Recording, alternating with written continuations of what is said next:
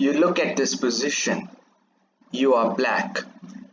You have rook against the bishop and two passed pawns.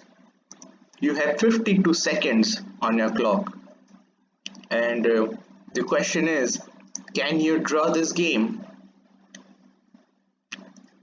The answer is yes, you can.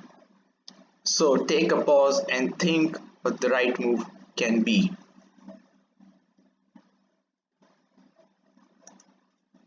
So the right move in this position to draw the game, the only move is knight c7. So if king b4, then rook tucks back, knight e6, knight takes bishop, d takes e6, rook a7, and these pawns won't be a significant threat here. After king c5, king g8, we calculate step by step, king c6, king f8, knight c8, rook a5, and after king d7 there is absolutely no progress. What's gonna happen? Rook takes pawn, and if d7, then rook takes, or maybe rook check here, or you don't need it, because after rook takes, if check, then king f7, you promote, make anything that you like, and rook will simply recapture.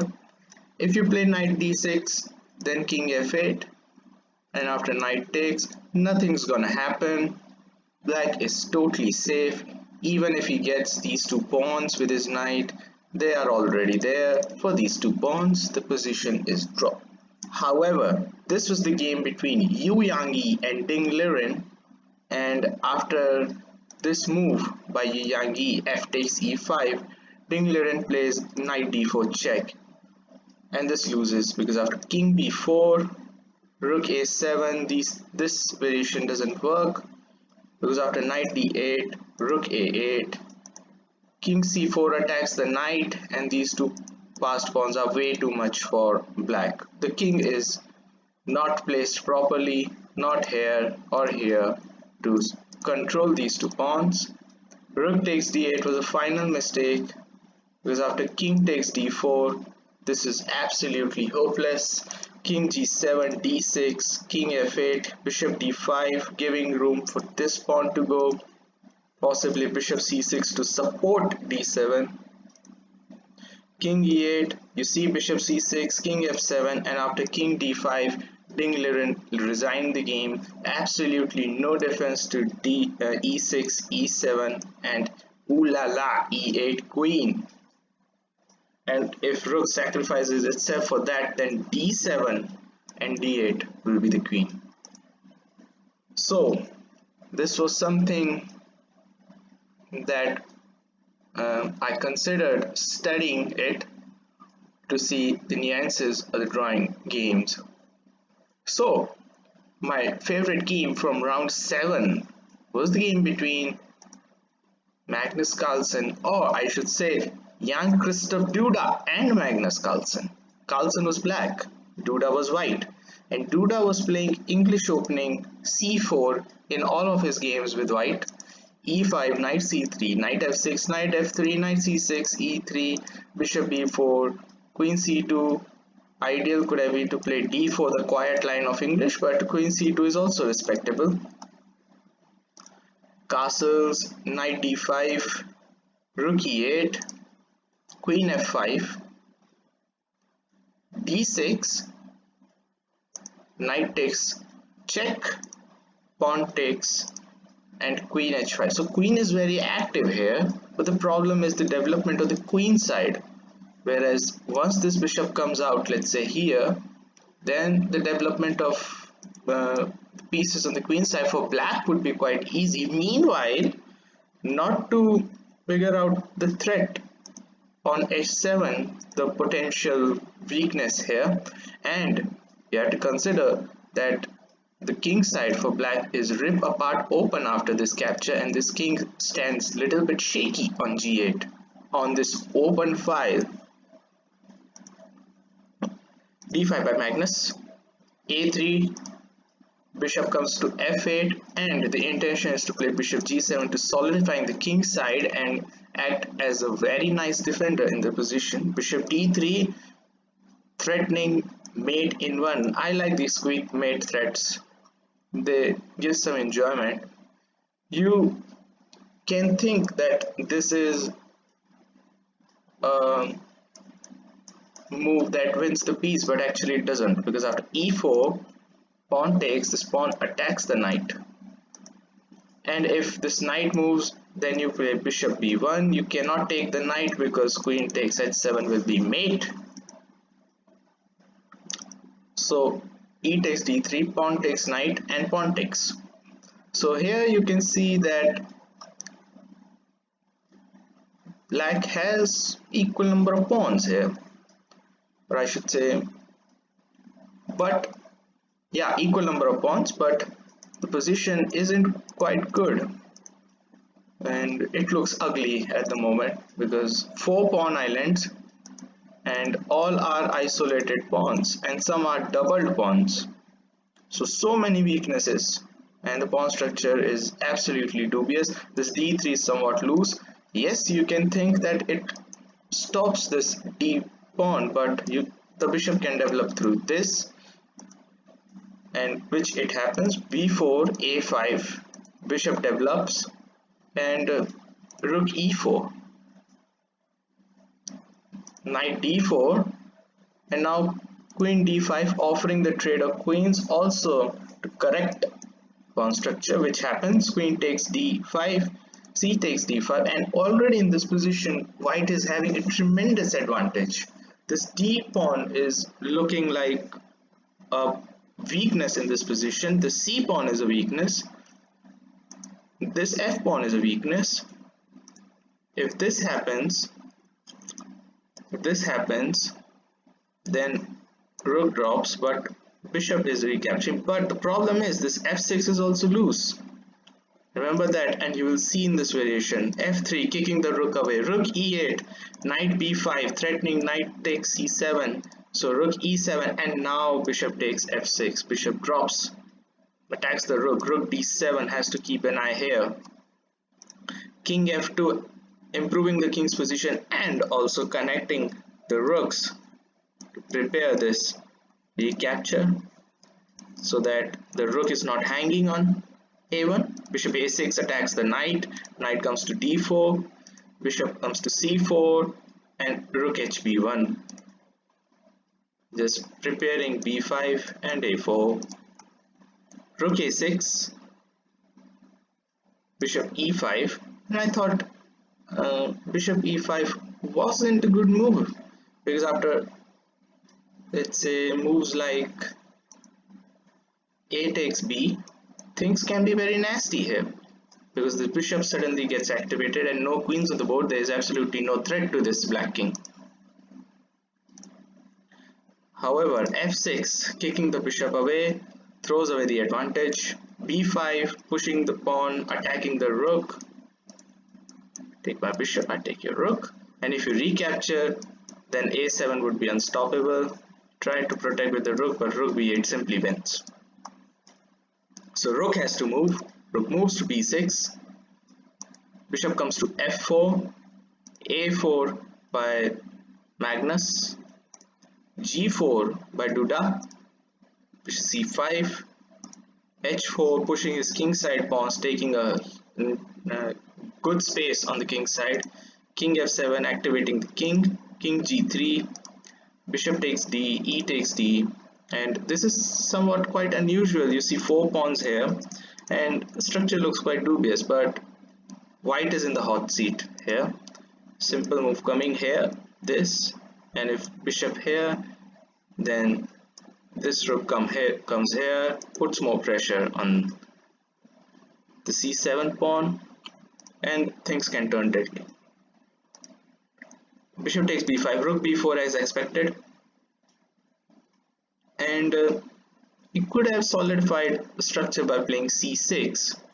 This bishop sits very well here, defending this pawn, and this pawn would have defended this bishop as well, and the structure could have been solid. Position would have been level, But rook e7 throws away that chance, because after rook a b1 suddenly you see a lot of pressure on this bishop, and it's not an easy task to get away this, because if you play now, you play if c6, then this bishop comes here, attacks the rook, gains a tempo on the rook, and if the rook moves, then bishop comes here, and this bishop has basically done a tremendous job in the position. Bishop c4, rook takes b6, c takes b6, rook takes b6, gives up the pawn, but at the moment it doesn't look like a significant pawn because of this structure. Bishop b3, again opposite color bishops, but this time white has the edge because of the rooks in the middle. Bishop d6, rook d7, f4, f5, h6 would have been a better move because it would have stopped this g5 thing. g5 comes, bishop d1, bishop c5. I thought bishop e5 would have been better to put this rook here, try to create more pressure on the king side and to prepare h5 as well. But h5 isn't possible right now, but it could have been prepared, possibly tucking this king away and then by rook f6 check and then playing rook h6, then playing h5, and things would have been quite better. But bishop c5, white is still winning, no tension. King g7, king f2, probably bishop d6 would have been a better move, again with the same idea. Rook d8, rook b7 check, king g6, rook e7, rook b8, rook e6 check, and a simple move would have been to play king h7, but somehow I can't understand, Magnus traps his own king, and after king g3 it seems like there is absolutely no defense to rook h6 mate. King g3, Magnus resigns. No defense to rook h6. You play anything, I'll play rook h6 mate. Play rook b6, I'll take the rook.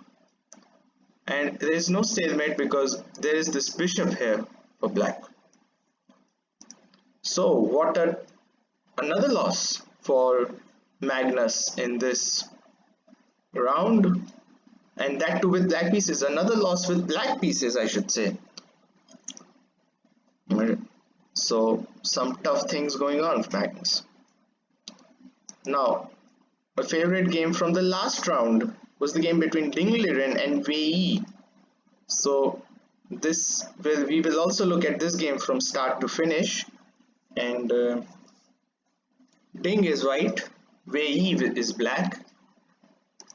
Ding opens with d4, knight f6, c4, and this is King's Indian somewhat, and double fianchetto variation with d5. So this position looks like a little bit of Grinfeld, but this is King's Knight variation, and b4, so initiating the very active play on the queen side.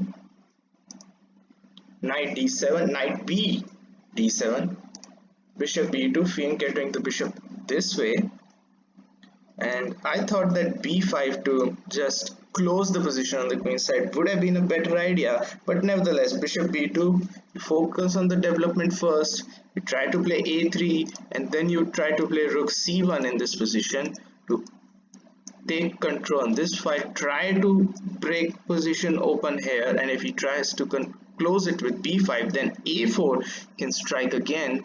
You can use your knight to put pressure on this square, possibly good tactics as far as opening is concerned.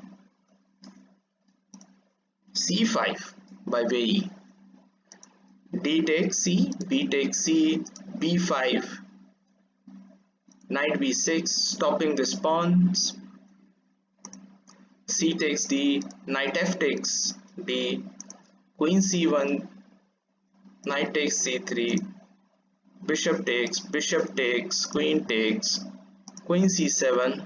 Still nothing fussy is happening, but it looks like white gaining this diagonal is a big advantage. And the trading of the dark square bishop was, I thought, wasn't a good decision, because now what happens, this king looks a little bit shaky, as I say, with these dark square bishop not here.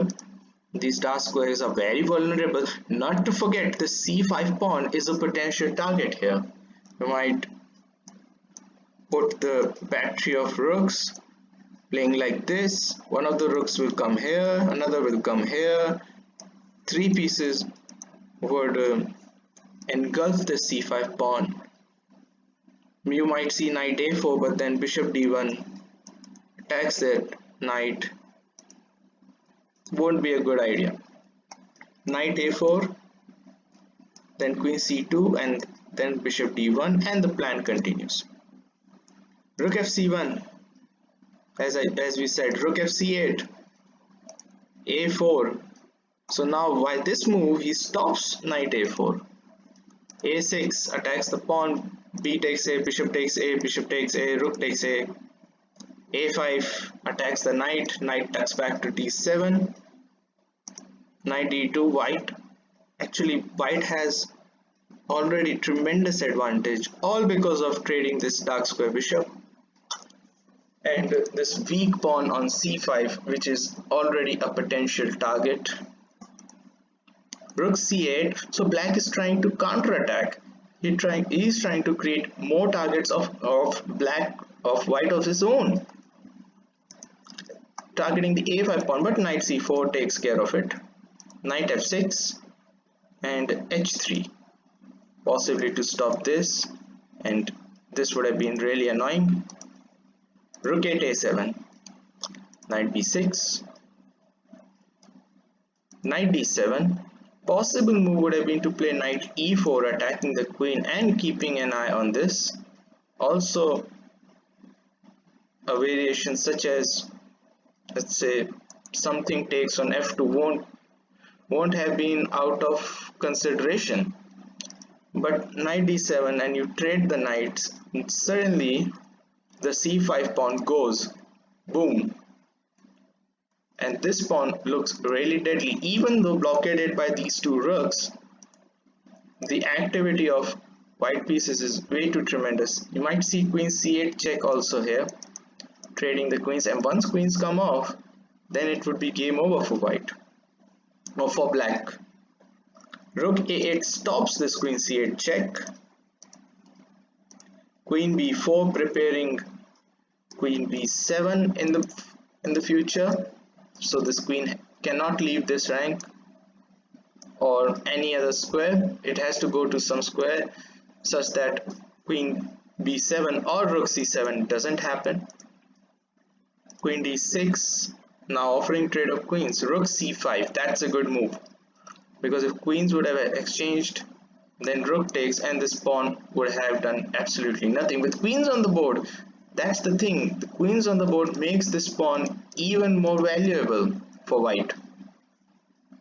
King g7, queen c3, check, queen blocks, now queen takes f6, king takes, now g4. So white tries to push his king side pawns. That's very important, to push your pawns always in front to gain decisive advantage, and this pawn can serve a function of distraction, where if you see this game without rooks, then this pawn can be a very good distraction, using this king to wrap up all these pawns. Valuable. Rook d8, rook a2, defending the 7th rank. h6, king g2, activating the king towards the king side. Rook d1, rook b5, preparing nasty rook b6 check. e6 stops the check. h4, g5, h5 closing the king side. Good move, trying to prepare f4 break. Not at the moment, but we will see soon.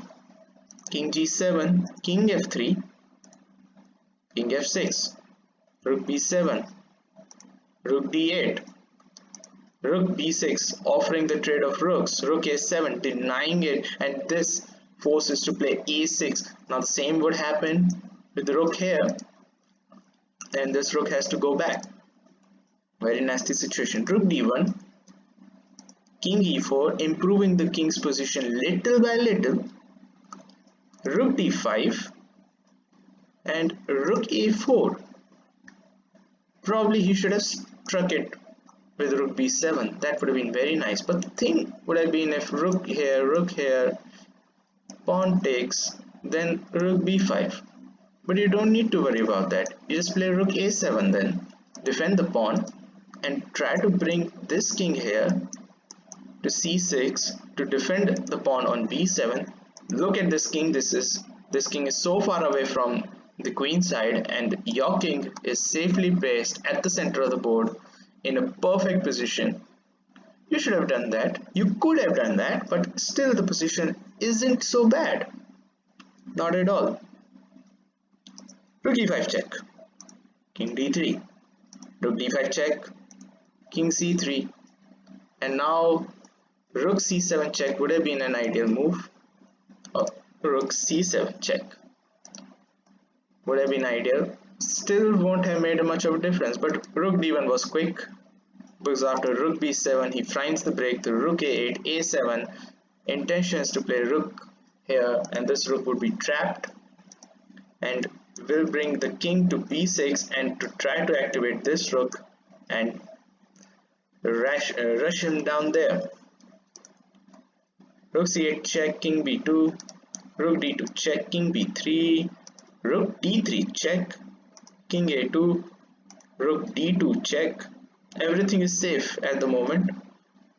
Rook comes into between, rook d8, king a3, rook d3 check, rook b3, rook d1, king b4. So little by little improving the king's position, very important indeed. Rook a8, stopping promotion, king b5, king e7, and after king c6, Wei resigns the game.